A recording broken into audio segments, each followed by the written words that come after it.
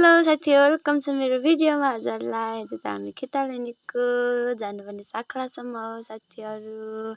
अनि यस्तो घाम हिँडेको, यस्तो घाम अल्छीले रुनु न हाँस्नु हुँदै गयो अनि साथीहरु। त्यसपछि मुख धोएर अनि पछि बाटोमा टक्कर आँपको रुख भेट्यो कि साथीहरु। अनि आँप पनि थोरै थिएन रुखभरि अनि भाउजू र रिस्काले झारेको थियो अनि एउटा चाहिँ पाकेको मैले खाएँ र खाँदै हिँड्यो अनि फेरि बाटो लाग्यो घाममा। अनि त्यसपछि बाङ्गे पुग्यो होइन साथीहरु। बाङ्गेमा त धान पाकेर अनि कुलोमा पानी खायो। फेरि डोडेमा पुग्यो साथीहरु। डोडेमा पुग्दा त दादा अनि काकाहरू बसिराख्नु भएको रहेछ।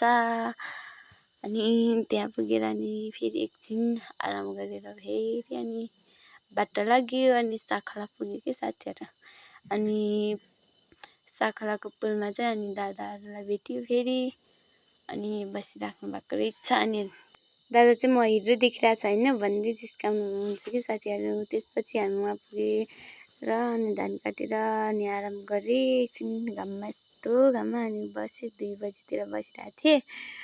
अनि त्यसपछि 3 बजीतिर फेरि खाजा खानुको लागि आयो अनि चटपटे खानुको लागि तयारीमा। अनि दादाहरू चाहिँ चटपटे खानु थाल्नुभयो अनि हामी चाहिँ बसिरहेको थियो। हाम्रो चाहिँ बनाउनु हुँदै थियो दिदीले, हामी चाहिँ बसिरहेको थियो।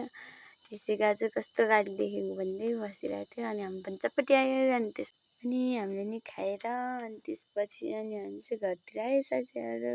अब बाई बाई, अब अर्को भिडियो लिएर आउनेछु।